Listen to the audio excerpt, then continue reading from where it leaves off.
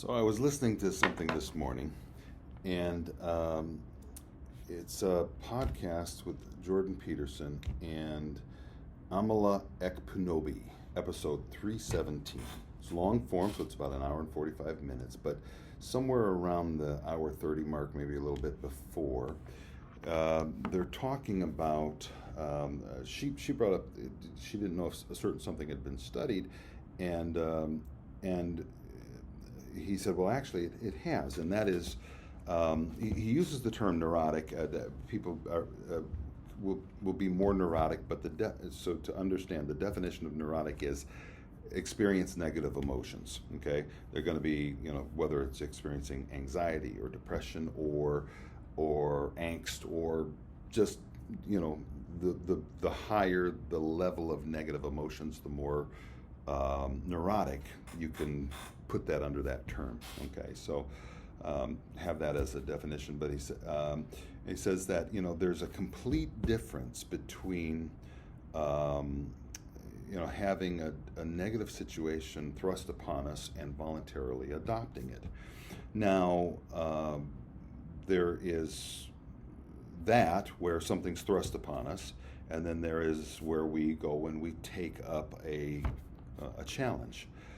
But there's also where life thrusts something upon us, and we can change it by adopting a position of voluntarily, as the Bible would put it, taking up our cross and bearing it, and that physiologically, psychologically and physiologically, all the way down to the cellular level, it actually not only changes it, transforms it, but it transcends it in that it is completely, it's not just different, it's the opposite effect on us. So if we are faced with a situation that we cannot seem to avoid, how we approach it has everything to do with how miserable or not we are. So I'm gonna attach that the screenshot of that clip of that video there. But you have I mentioned the episode and everything. You can go to let's look at it.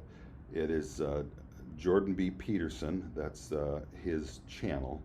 And it's episode 317, radical leftist turned conservative activist Amala Ekpunobi. The whole podcast is actually very good. I've listened to the entirety of it, but I thought that was worth making this video about. So enjoy the clip. You got the episode reference. Have a good day. One of the things that makes people more neurotic, so experience negative emotion, is self-consciousness. And so really what that means is, literally what it means is, the more you think about yourself, the more miserable you are. And so that's worth knowing. So if you're always wondering how the world's treating you, and if you're a victim, and if you're always concerned about your emotional state, you will be miserable, because those concerns are the same thing as being miserable. And so there's that bit of research that bears on this issue, but it's also the case that we know that if you take a stance in life that's predicated on the idea that what you're doing is voluntarily confronting a challenge, then that's completely different psychophysiologically, neurologically, pharmacologically. That's completely different from having a stress thrust upon you.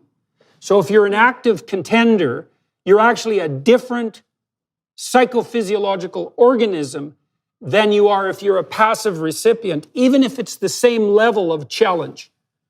And that'd be the difference between stress and challenge. That's clearly documented, all the way to the cellular level. Okay, so sitting in the ice bath willingly is better than having ice water thrown at your face. That's what I'm hearing. In fact, they're not only different, they're opposites. So, and the ice bath idea is an interesting one. I mean, Wim Hof, who's the world's master at ice baths, he's been plunging himself into cold water for decades, and he is so resistant to cold and so in control of his autonomic nervous system that it's a kind of miracle. And so, we actually don't know the limit here. So here, I'll tell you something on the religious front that's worth thinking about too, in relationship to this discussion.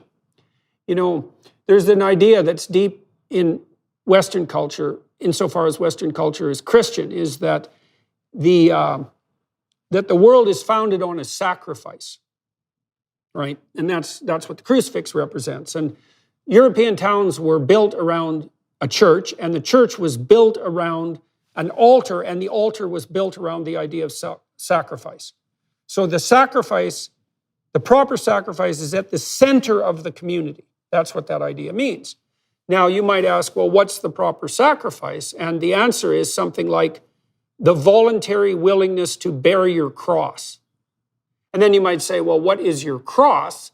And the answer to that is, well, that's the catastrophe of your life, right? That's the fact you'll be betrayed, the fact that you're going to die, the fact that you're going to be in pain, the fact that your loved ones will see you suffer, the fact that the mob will come after you, the fact that criminals might be preferred to you, etc. It's all the potential catastrophes of your life. And then the sacrifice is the idea that you have to let your, what would you say? You have to let your narrow ego go enough so that you pick all that up voluntarily, all of that. And then that transforms it. And I think that's literally true. I think that's what all the psychological evidence points to, is that if you adopt a stance of voluntary challenge, even in relationship to tragedy and malevolence, that's the pathway to